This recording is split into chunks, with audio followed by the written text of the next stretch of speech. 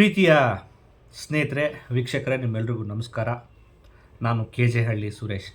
ಸ್ನೇಹಿತರೆ, ನಿಮ್ಮೆಲ್ರಿಗೂ ಈಗಾಗಲೇ ಗೊತ್ತಿದೆ ಸಮಾಜದಲ್ಲಿ ಏನೆಲ್ಲ ಆಗ್ತಾ ಇದೆ ಅಂತ.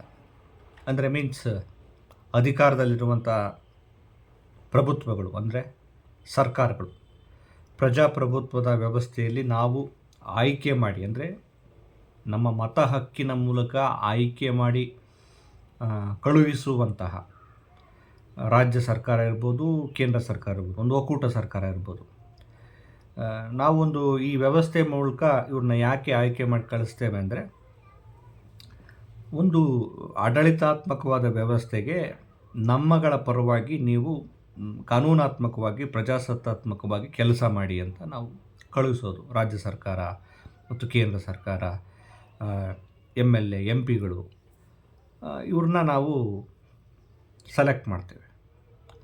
ಆದರೆ ಇವತ್ತಿನ ಸರ್ಕಾರಗಳಿಗೆ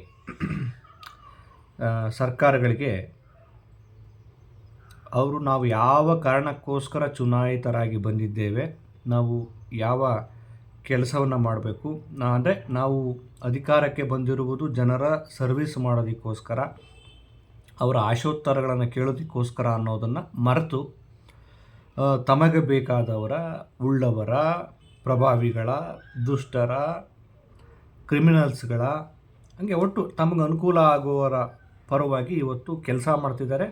ಮತ್ತು ಸಾಂವಿಧಾನಿಕ ಸಂಸ್ಥೆಗಳನ್ನು ಕೂಡ ದುರ್ಬಳಕೆ ಮಾಡ್ಕೊಳ್ತಿದ್ದಾರೆ. ಅದು ರಾಜ್ಯ ಸರ್ಕಾರ ಇರ್ಬೋದು, ಕೇಂದ್ರ ಸರ್ಕಾರ ಇರ್ಬೋದು. ರಾಜ್ಯ ಸರ್ಕಾರ ಸ್ವಲ್ಪ ಕಡಿಮೆ ಪ್ರಮಾಣದಲ್ಲಿ ದುರುಪಯೋಗ ಪಡಿಸ್ಕೊಂಡ್ರೆ, ಕೇಂದ್ರ ಸರ್ಕಾರ ಸ್ವಲ್ಪ ಹೆಚ್ಚಿನ ಪ್ರಮಾಣದಲ್ಲಿ ಮಾಡ್ತಾಯಿದ್ದಾರೆ. ನಾನೀಗ ಯಾವ ವಿಚಾರಕ್ಕೆ ಬಂದೆ ಅಂದರೆ, ಈಗ ಸೌಜನ್ಯ ಪ್ರಕರಣದಲ್ಲಿ ನ್ಯಾಯ ಬೇಕು ಅಂಥೇಳಿ ಒಂದು 14 ವರ್ಷಗಳಿಂದ ಹೋರಾಟ ಮಾಡ್ತಿದ್ದಾರೆ. ಆ ಕುಟುಂಬ ಹೋರಾಟ ಮಾಡ್ತಾ ಇದೆ, ಜನಪ್ರತಿನಿಧಿಗಳು ಅಂದರೆ ಸಾಮಾನ್ಯ ಜನರು ಹೋರಾಟ ಮಾಡ್ತಿದ್ದಾರೆ, ನಿವೃತ್ತ ನ್ಯಾಯಾಧೀಶರು ಹೋರಾಟ ಮಾಡ್ತಿದ್ದಾರೆ. ಒಬ್ಬ ಮನುಷ್ಯರಾದಂಥವ್ರು ಎಲ್ಲರೂ ಕೂಡ ನ್ಯಾಯಕ್ಕೋಸ್ಕರ ಆಗ್ರಹಿಸ್ತಿದ್ದಾರೆ. ಸೌಜನ್ಯ ಪ್ರಕರಣದಲ್ಲಿ ಹೋರಾಟ ಮಾಡ್ತಿದ್ದಾರೆ ಅಂದರೆ, ಎಲ್ಲ ಜನರ ಫೋಕಸ್ಸು ಬರೀ ಸೌಜನ್ಯ ಅಂತ ಅಷ್ಟೇ ಅಲ್ಲ. ಅಂದರೆ ಈ ನೆಲದಲ್ಲಿ ಅನ್ಯಾಯಗಳಾದಾಗ ನಾವು ಅದನ್ನು ನೋಡಿ ಸುಮ್ಮನೆ ಕೂರಬಾರ್ದು. ಅಂದರೆ ಇದರ ಅರ್ಥ, ಈ ಪ್ರಕರಣದಲ್ಲಿ ಎಂಥ ಪ್ರಭಾವಿಗಳಾದರೂ ಅವರಿಗೆ ಶಿಕ್ಷೆ ಕೊಡಿಸಿದ್ರೆ ಕಾನೂನಿನ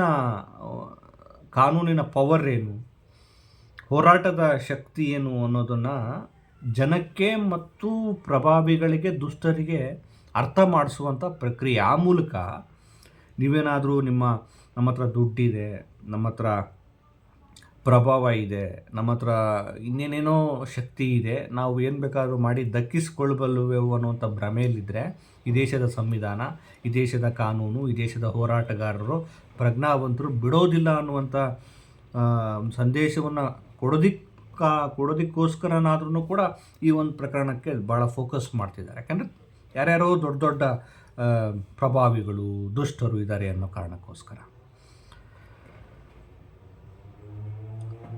ಈ ಸೌಜನ್ಯ ಪ್ರಕರಣದಲ್ಲಿ ನ್ಯಾಯವನ್ನೂ ಕೊಡಿಸ್ಬೇಕು, ಮತ್ತು ನೀವು ಯಾವುದೇ ಪ್ರಭಾವ ಬಳಸಿದ್ರು ನಾವು ಬಿಡೋದಿಲ್ಲ, ಕಾನೂನು ಬಿಡಲ್ಲ ಅನ್ನೋ ಸಂದೇಶವನ್ನು ಕೊಡಬೇಕು ಅನ್ನೋದು ಒಂದು ಆಶಯ.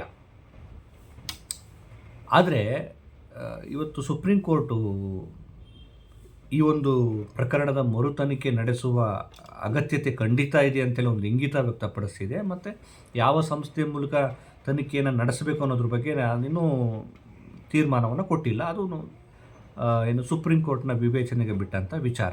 ಆದರೆ ಈ ಪ್ರಕರಣದಲ್ಲಿ ಲೋಪ ಆಗಿರೋದು ತನಿಖಾ ಸಂಸ್ಥೆಗಳು ಮಾಡಿರುವಂಥ ವೈಫಲ್ಯವನ್ನು ಬಹಳ ಗಂಭೀರವಾಗಿ ಎತ್ತಿ ಹಿಡಿದಿದೆ ಮತ್ತು CBI ಅಧಿಕಾರಿಗಳಿಗೆ ಛೀಮಾರಿ ಹಾಕಿದೆ.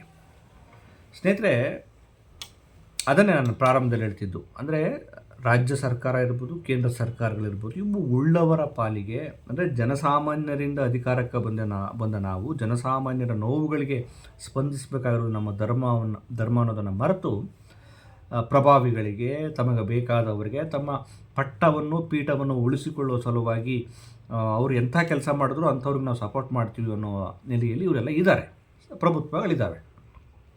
ಈಗ ಸುಪ್ರೀಂ ಕೋರ್ಟ್ ಹೇಳಿರುವ ಈ ಪ್ರಕರಣದಲ್ಲಿ ಒಂದು ಇಂಗಿತದ ನೆಲೆಯಲ್ಲಿ ನೋಡಿದಾಗ, ಅಂದರೆ ತನಿಖಾ ಸಂಸ್ಥೆಗಳ ವೈಫಲ್ಯ ಮತ್ತು ತನಿಖಾ ಸಂಸ್ಥೆಗಳನ್ನು ಸರ್ಕಾರಗಳು ದುರ್ಬಳಕೆ ಮಾಡ್ಕೊಳ್ತಿರೋದು ಮತ್ತು ತನಿಖಾ ಸಂಸ್ಥೆಗಳ ವೈಫಲ್ಯದ ನೆಲೆಯಲ್ಲೂ ಕೂಡ ಈ ತನಿಖೆ ನಡೆಯಬೇಕಾಗಿದೆ ಅಂತ ನನಗನ್ಸುತ್ತೆ. ಈಗ ಸುಪ್ರೀಂ ಕೋರ್ಟ್ ಹೇಳಿದೆ CBIನ ವೈಫಲ್ಯ ಮತ್ತು ತನಿಖಾ ಸಂಸ್ಥೆಗಳ ವೈಫಲ್ಯ ಅಂತ. ಈಗ ಮರು ತನಿಖೆ ನಡೆಸುತ್ತಾರೆ. ಒಂದು ವೇಳೆ ಮರು ತನಿಖೆಗೆ ಸುಪ್ರೀಂ ಕೋರ್ಟು ಆದೇಶ ಕೊಟ್ಟ ಮೇಲೆ ಮರು ತನಿಖೆ ಮೀನ್ಸ್ ಯಾವ ಏಜೆನ್ಸಿಗೆ ಸೂಚನೆ ಕೊಡ್ತಾರೆ ಅಥವಾ ಯಾವ ಸಂಸ್ಥೆಗೆ ಹೇಳುತ್ತೆ ಸುಪ್ರೀಂ ಕೋರ್ಟ್, ಅದರ ಅನ್ವಯ ತನಿಖೆ ನಡೆಯುತ್ತೆ.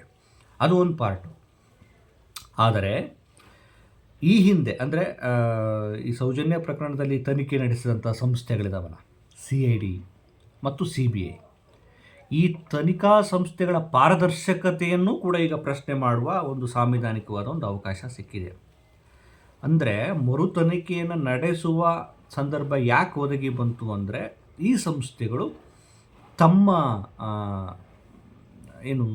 ತನಿಖೆಯ ವ್ಯಾಪ್ತಿಯಲ್ಲಿ ಪ್ರಾಮಾಣಿಕವಾಗಿ ಕೆಲಸ ಮಾಡಿಲ್ಲ ಅನ್ನೋದು ಅರ್ಥ ಆಯಿತು. ಅಂದರೆ ತನಿಖಾ ಸಂಸ್ಥೆಗಳು ಸರಿಯಾಗಿ ಕೆಲಸ ಮಾಡಿದರೆ ಮರು ತನಿಖೆ ನಡೆಸುವ ಅಗತ್ಯ ಇರ್ತಿರಲಿಲ್ಲ ಅನ್ನೋದು. ಇದರಿಂದ ಕೇವಲ ಮರು ತನಿಖೆ ಅಷ್ಟೇ ಅಲ್ಲ, ಈ ತನಿಖಾ ಸಂಸ್ಥೆಗಳಲ್ಲಿ ಕರ್ತವ್ಯ ಭ್ರಷ್ಟತೆ ಮಾಡಿರುವವರ ವಿರುದ್ಧವೂ ಕೂಡ ಕ್ರಮವನ್ನು ತೆಗೆದುಕೊಳ್ಳಬೇಕಾಗಿದೆ ಈ ಪ್ರಕರಣದಲ್ಲಿ. ಇದರ ಅರ್ಥ ಈ ದೇಶದಲ್ಲಿ ಅಂದರೆ ನಮಗೆ ನ್ಯಾಯ ಸಿಗುತ್ತೆ ಅಂತ ನೆಚ್ಚಿಕೊಂಡಿರುವಂಥ ಒಂದು ತನಿಖಾ ಸಂಸ್ಥೆಗಳ ಜವಾಬ್ದಾರಿ ಮೇಲೆ ನಿರೀಕ್ಷೆ ಇಟ್ಟುಕೊಂಡಿರುವಂಥ ಜನರಿಗೆ ಈ ಸಂಸ್ಥೆಗಳು ಮೋಸ ಮಾಡ್ತಿದ್ದಾವೆ ಅನ್ನೋ ಅರ್ಥವೂ ಕೂಡ ಅರ್ಥ ಆಗುತ್ತೆ ಅನ್ನುವಂಥದ್ದು. ಹಾಗಾಗಿ ಇದು ಸೌಜನ್ಯ ಪ್ರಕರಣ ಕೇವಲ ಇದು ದುಷ್ಟರ ಪ್ರಭಾವ ಅಷ್ಟೇ ಅಲ್ಲ, ಈ ದೇಶದಲ್ಲಿ ತನಿಖಾ ಸಂಸ್ಥೆಗಳು ಯಾವ ಮಟ್ಟಕ್ಕೆ ತಮ್ಮ ಸ್ವಾತಂತ್ರ್ಯವನ್ನು ಮತ್ತು ಸತ್ಯದ ಪರವಾಗಿ ಕೆಲಸ ಮಾಡೋದನ್ನು ಕೈ ಬಿಟ್ಟಿವೆ ಅನ್ನೋದು ಕೂಡ ಇದರಿಂದ ಅರ್ಥ ಆಗುತ್ತೆ.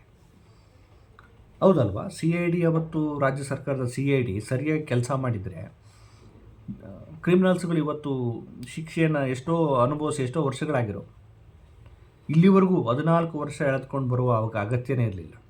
ಅದಾಯಿತು.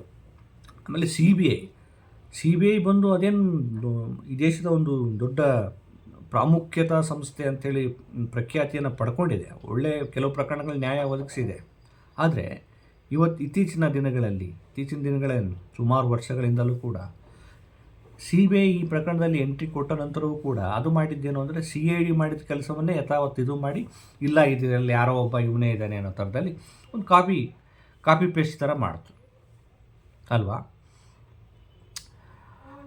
ಇದರ ಅರ್ಥ ತನಿಖಾ ಸಂಸ್ಥೆಗಳೂ ಕೂಡ ಭ್ರಷ್ಟ ಆಗಿವೆ. ಕಾರಣ ತನಿಖಾ ಸಂಸ್ಥೆಯಲ್ಲಿ ಕೆಲಸ ಮಾಡೋರು ಅಧಿಕಾರಿಗಳು. ಅವ್ರನ್ನ ಭ್ರಷ್ಟ ಮಾಡಿರೋರು ಯಾರು ಅಂದರೆ ನಮ್ಮ ಸರ್ಕಾರಗಳು, ಕೇಂದ್ರ ಸರ್ಕಾರಗಳು ಮತ್ತು ರಾಜ್ಯ ಸರ್ಕಾರಗಳು. ಇದರ ಅರ್ಥ ಜನಸಾಮಾನ್ಯರು ಆರಿಸಿ ಕಳಿಸುವವರ ಜನಪ್ರತಿನಿಧಿಗಳು ಕಳಿಸಿದಾರಲ್ಲ, ಆ ಜನಪ್ರತಿನಿಧಿಗಳ ಒಂದು ಸಮೂಹ, ಆ ಸರ್ಕಾರ ಭ್ರಷ್ಟಗೊಂಡಿದೆ. ಆ ಭ್ರಷ್ಟಗೊಂಡಿರುವ ಸರ್ಕಾರದ ಜನಪ್ರತಿನಿಧಿಗಳು ಅಧಿಕಾರಿಗಳನ್ನು ಕೂಡ ಭ್ರಷ್ಟಗೊಳಿಸಿದ್ದಾರೆ ಅನ್ನೋದು ಇದರಿಂದ ಅರ್ಥ ಆಗುತ್ತೆ. ಸ್ನೇಹಿತರೆ, ಸೌಜನ್ಯ ಪ್ರಕರಣದಲ್ಲಿ ಮರು ತನಿಖೆ ನಡೆಯುತ್ತೆ, ಒಂದು ಸಂಸ್ಥೆ ಮೂಲಕ ನಡೆಸುತ್ತೆ, ನ್ಯಾಯಾಲಯ ಹೇಳುತ್ತೆ, ನೋಡೋಣ ಅದನ್ನು ಕಾಯೋಣ. ಆದರೆ ಇಲ್ಲಿ ಈ ತನಿಖೆಯನ್ನು ಮಾಡ್ತಿರುವಂಥ ಸಂಸ್ಥೆಗಳು ಇದ್ದಾರಲ್ಲ, ಈಗ ಉದಾಹರಣೆಗೆ CID ನ್ಯಾಯಾಲಯ ಬಹುಶಃ ಅದನ್ನು ಸೂಚಿಸಬಹುದು. ಯಾಕೆ ಈ ಕರ್ತವ್ಯ ಭ್ರಷ್ಟತೆಯನ್ನು ಮಾಡ್ತು?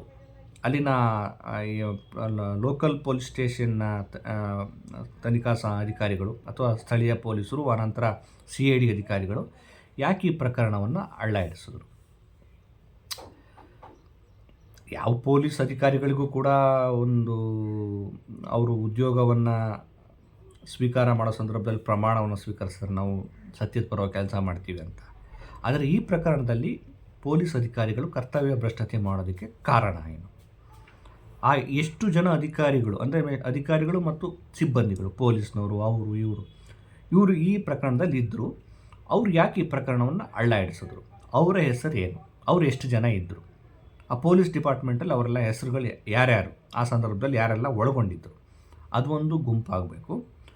ಆಮೇಲೆ ಅವ್ರನ್ನ ಎನ್ಕ್ವೈರಿ ಮಾಡಿ ಯಾಕೆ ಇವರು ಎಲ್ಲ ಎವಿಡೆನ್ಸನ್ನು ಕಲೆಕ್ಟ್ ಮಾಡುವ ಸಂದರ್ಭ ಒದಗಿ ಬಂದರೂ ಕೂಡ ದುರುದ್ದೇಶಪೂರ್ವಕವಾಗಿ ಸಾಕ್ಷಿಗಳನ್ನು ನಾಶ ಮಾಡಿದ್ರು.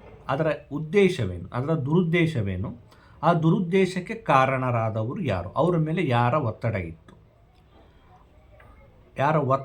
ಅನ್ನೋದನ್ನು ಆ ಪೊಲೀಸ್ ಅಧಿಕಾರಿಗಳ ಹತ್ರನೇ ಪಡಿಬೇಕು. ಏನು ತನಿಖೆ ಮಾಡುವಂಥ, ಅಂದರೆ ಈ ಕರ್ತವ್ಯ ಭ್ರಷ್ಟತೆ, ಈ ಪ್ರಕರಣದಲ್ಲಿ ಕರ್ತವ್ಯ ಭ್ರಷ್ಟತೆ ಮಾಡಿರುವ ಅಧಿಕಾರಿಗಳನ್ನು ಎನ್ಕ್ವೈರಿ ಮಾಡುವಂಥ ಇನ್ನೊಂದು ತನಿಖಾ ಸಂಸ್ಥೆ. ಆಗ ಅವರ ಮೇಲೆ ಒತ್ತಡ ಹಾಕಿರುವ ಆ ರಾಜಕಾರಣಿ ಯಾರು, ಆ ರಾಜಕಾರಣಿ ಯಾವ ಪಕ್ಷದವರು, ಮತ್ತು ಅವರು ಆಡಳಿತಾರೂಢ ಪಕ್ಷದಲ್ಲಿ ಇದ್ರ ಆ ಸಂದರ್ಭದಲ್ಲಿ ಅವರು ಯಾವ ಕಾರಣಕ್ಕೋಸ್ಕರ ಈ ರೀತಿ ಹೇಳಿದರೆ ಅವರ ಒಂದಿಗೆ ಸೂಚನೆ ಕೊಟ್ಟ, ಏನು ಮೌಖಿಕವಾಗಿ ಹೇಳಿದ್ರ, ಫೋನ್ ಮಾಡಿ ಹೇಳಿದ್ರ, ಅಥವಾ ಯಾವ ರೀತಿ ಹೇಳಿದರು, ಅವ್ರು ಯಾರು, ಅವ್ರ ಹೆಸರೇನು, ಅವ್ರ ಹೆಸರು ಹೇಳಿದ ತಕ್ಷಣ ಆ ರಾಜಕಾರಣಿಗಳು ಯಾರು, ಆ ರಾಜಕಾರಣಿಗಳು ಯಾಕೆ ಈ ಪ್ರಕರಣದಲ್ಲಿ ಒಂದು ಪೊಲೀಸರು ಸರಿಯಾಗಿ ಕೆಲಸ ಮಾಡೋ ಸಂದರ್ಭದಲ್ಲಿ ನೀವು ಹೀಗೆ ಮಾಡಿ ಅಂತ ಹೇಳಿದರು, ಅದರ ದುರುದ್ದೇಶವೇನು. ಆಗ ಆ ರಾಜಕಾರಣಿಯನ್ನೇ ಎನ್ಕ್ವೈರಿ ಮಾಡಬೇಕು, ಅಥವಾ ಯಾರಿದ್ದಾರೆ ಅವ್ರನ್ನ ಎನ್ಕ್ವೈರಿ ಮಾಡಿದಾಗ ನೀವ್ಯಾಕೆ ಈ ರೀತಿ ಹೇಳಿದ್ರಿ, ನೀವ್ಯಾಕೆ ಇದರಲ್ಲಿ ಮಧ್ಯಪ್ರವೇಶ ಮಾಡಿದ್ರಿ, ಇದರಲ್ಲಿ ನಿಮ್ಮ ದುರುದ್ದೇಶವೇನು, ನೀವು ಯಾಕೆ ಈ ರೀತಿ ಹೇಳೋದಕ್ಕೆ ಕಾರಣ ಏನು ಅಂತ ಅವ್ರನ್ನ ಕೇಳಬೇಕು, ಸರಿಯಾದ ರೀತಿಯಲ್ಲಿ ಕೇಳಬೇಕು. ಆಗ ಗೊತ್ತಾಗುತ್ತೆ ಏನು ಉದ್ದೇಶ ಏನು ಅನ್ನೋದು. ಒಂದಷ್ಟು ಆ ಪ್ರಕರಣದಲ್ಲಿ ತನಿಖೆ ಮಾಡ್ತಿರುವಂಥ ಪೊಲೀಸ್ನವರು ಮತ್ತು ಪೊಲೀಸ್ ಅಧಿಕಾರಿಗಳು, ಆಮೇಲೆ ಆ ಪೊಲೀಸ್ ಅಧಿಕಾರಿಗಳಿಗೆ ಮೇಲೆ ಪ್ರಭಾವ ಬೀರಿದವರು, ಅಥವಾ ಪೊಲೀಸ್ ಅಧಿಕಾರಿಗಳು ಅವರೇ ಈ ರೀತಿ ಹಳ್ಳ ಹಿಡಿಸಬೇಕು ಅಂತ ಏನಾದರೂ ಮಾಡಿದ್ರೆ, ಅಥವಾ ಅವ್ರಿಗೇನಾದರೂ ಬೇರೆ ಖಾಸಗಿ ವಲಯದಿಂದ ಒತ್ತಡ ಇತ್ತ, ಅದನ್ನು ಎನ್ಕ್ವೈರಿ ಆಗಬೇಕು. ಅದಾಯ್ತಾ? ಅದಾದ ನಂತರ ಈ ಮರಣೋತ್ತರ ಪರೀಕ್ಷೆಯಲ್ಲಿ ಯಾಕೆ ಅಕ್ವಿಟಲ್ ಕಮಿಟಿ ಮಾಡಿ ಅಂತ ನ್ಯಾಯಾಲಯವೇ ಹೇಳಿತು. ಕಮಿಟಿ ಮಾಡಿ ಅದರಲ್ಲಿ ತಪ್ಪಿತಸ್ಥ ಅಧಿಕಾರಿಗಳನ್ನು ಕ್ರಮ ತೆಗೆದುಕೊಳ್ಳಿ, ಎನ್ಕ್ವೈರಿ ಮಾಡಿ ಅಂತ ಹೇಳಿದ್ರು, ಸರ್ಕಾರ ಮಾಡಿಲ್ಲ. ಈ ಮರಣೋತ್ತರ ಪರೀಕ್ಷೆಯನ್ನು ಸರಿಯಾಗಿ ಒಂದು ನಿಯಮಗಳ ಅನ್ವಯ ಯಾಕೆ ಮಾಡಿಲ್ಲ, ಅಲ್ಲಿ ಯಾಕೆ ಕರ್ತವ್ಯ ಭ್ರಷ್ಟತೆ ಮಾಡಿದಿರಿ, ಈ ರೀತಿ ಮಾಡಿ ಅಂತ ಹೇಳಿದವರು ಯಾರು ಅಂತ ಬದುಕಿರುವ ಅಧಿಕಾರಿಗಳನ್ನು ಅಥವಾ ಪೊಲೀಸ್ ಆರೋಗ್ಯ ಅಧಿಕಾರಿಗಳನ್ನ ಕೇಳಬೇಕು. ಅವ್ರ ಮೇಲೆ ಅವರಿಗೆ ಪ್ರಭಾವ ಬೀರಿದವ್ರು ಯಾರು ಅನ್ನೋದನ್ನು ಕೂಡ ಕೇಳಬೇಕು. ಅಲ್ಲಿ ಗೊತ್ತಾಗ್ಬಿಡುತ್ತೆ. ಆನಂತರ ಎಲ್ಲ ನ್ಯಾಯಾಲಯಕ್ಕೆ ಚಾರ್ಜ್ ಶೀಟ್ ಸಲ್ಲಿಕೆ ಆದ ನಂತರ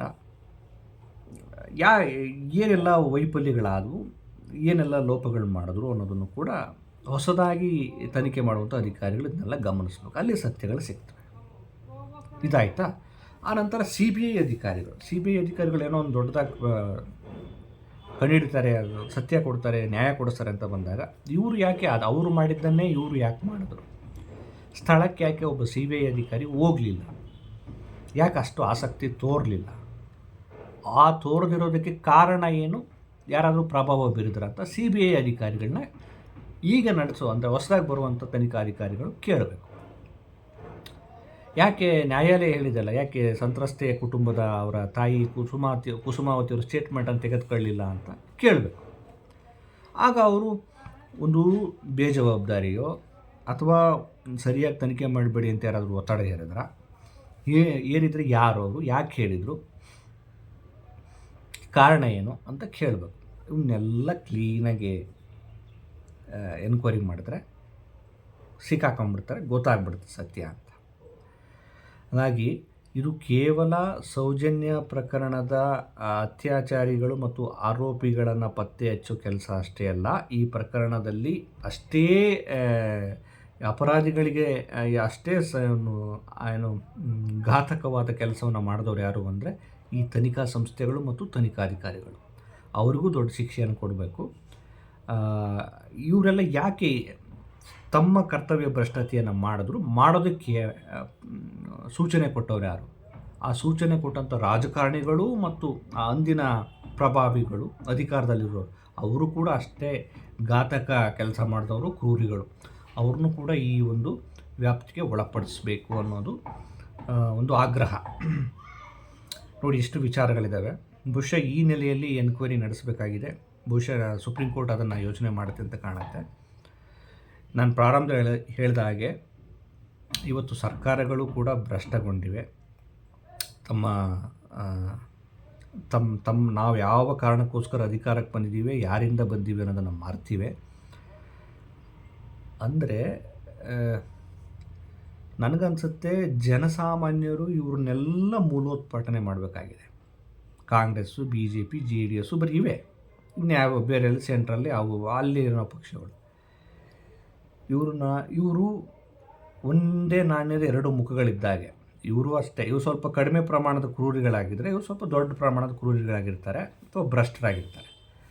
ಒಟ್ಟಾರೆ ಇವರೆಲ್ಲ ಭ್ರಷ್ಟರು, ಇವರೆಲ್ಲ ಉಳ್ಳವರ ಪರವಾಗಿರೋರು, ದುಷ್ಟರ ಪರವಾಗಿರೋರು. ಹಾಗಾಗಿ ಜನ ಹೊಸ ರಾಜಕೀಯ ವ್ಯವಸ್ಥೆಯನ್ನು, ಹೊಸ ಚಿಂತನೆ ಮಾಡುವಂತಹ ಜನಪರವಾಗಿರುವಂಥ ವ್ಯಕ್ತಿಗಳನ್ನು, ಪಕ್ಷಗಳನ್ನು ಅಧಿಕಾರಕ್ಕೆ ತರುವ ಅಗತ್ಯತೆ ಇಲ್ಲಾಂದರೆ ಇವರೆಲ್ಲ ಭ್ರಷ್ಟಗೊಂಡಿದ್ದಾರೆ. ಇವರಿಲ್ಲಾಂದರೆ ಅವರು ಇಲ್ಲಾಂದರೆ ಇವರು. ಸ್ವಲ್ಪ ಕಡಿಮೆ ಪ್ರಮಾಣದಲ್ಲಿ ಭ್ರಷ್ಟರಿರ್ತಾರೆ, ಕಡಿಮೆ ಪ್ರಮಾಣದಲ್ಲಿ ದುಷ್ಟರಿರ್ತಾರೆ, ಅವ್ರು ದೊಡ್ಡ ಪ್ರಮಾಣದಲ್ಲಿ ಇರ್ತಾರೆ. ಅಷ್ಟೇ ವ್ಯತ್ಯಾಸ. ಸೊ ಜನ ಸಂಪೂರ್ಣವಾಗಿ ಇವ್ರನ್ನೆಲ್ಲ ಕಿತ್ತೊಗೆದು ಹೊಸ ಜನಪರವಾಗಿ ಸತ್ಯದ ಪರವಾಗಿ ಕೆಲಸ ಮಾಡುವಂಥ ರಾಜಕಾರಣಿಗಳನ್ನು ಓಟು, ಎಂಡ, ಜಾತಿ, ಧರ್ಮಕ್ಕೆ ಮಾರ್ಕೊಳ್ಳದೆ ಅಧಿಕಾರಕ್ಕೆ ತರೋ ಪ್ರಯತ್ನ ಮಾಡಿದ್ರೆ, ಅವರು ಅಧಿಕಾರಕ್ಕೆ ಬಂದರೆ ತನಿಖಾ ಸಂಸ್ಥೆಗಳಿಗೂ ಸರಿಯಾದ ಸೂಚನೆ ಕೊಡ್ತಾರೆ. ಆಮೇಲೆ ತನಿಖಾ ಸಂಸ್ಥೆಗಳ ಮೇಲೆ ಪ್ರಭಾವ ಬೀರಲ್ಲ. ಸತ್ಯದ ಪರವಾಗಿ ಕೆಲಸ ಮಾಡಿ ಅಂತ ಹೇಳಿದಾಗ ಆ ತನಿಖಾ ಸಂಸ್ಥೆಗಳು ಕೂಡ ಸತ್ಯದ ಪರವಾಗಿ ಕೆಲಸ ಮಾಡ್ತಾರೆ. ಯಾಕಂದರೆ ಬೇರಿನ ನಿಜವಾದ ರೂಟ್ ಇರೋದು ಅಲ್ಲಿ. ಇವರೇ ಭ್ರಷ್ಟಗೊಂಡ್ರೆ, ಇವರೇ ದುಷ್ಟರಾದಾಗ ಅಧಿಕಾರಿಗಳೇನು ಮಾಡೋಕ್ಕಾಗಲ್ಲ. ಅವ್ರು ಹೇಳ್ದಂಗೆ ಇವ್ರು ಕೇಳ್ತಾರೆ ಅಷ್ಟೇ. ಹಾಗಾಗಿ ಬದಲಾವಣೆ ಇಲ್ಲಿ ಮಾಡಬೇಕಾಗಿದೆ. ಅಂದರೆ ಬೇರು ಇಲ್ಲಿ ಕಲುಷಿತಗೊಂಡಿದೆ. ಆ ಕಲುಷಿತಗೊಂಡಿರುವ ಬೇರನ್ನು ಕಿತ್ತೊಸೆದು ಹೊಸ ಬೀಜಗಳನ್ನು ಬಿತ್ತಬೇಕಾಗಿದೆ. ಹದಗೊಂಡಿರುವ ನೆಲದಲ್ಲಿ ಸತ್ಯದ ಪರ್ವ ಕೆಲಸ ಮಾಡುವಂಥ ಬೀಜಗಳನ್ನು ಬಿತ್ತಿದರೆ ಒಳ್ಳೆ ಸಸಿಯಾಗಿ ಅವರು ನಮ್ಮ ಪರ್ವ ಕೆಲಸ ಮಾಡಬಲ್ಲರು ಅಂತ ಅನಿಸುತ್ತೆ. ಏನಂತೀರಿ? ನಮಸ್ಕಾರ.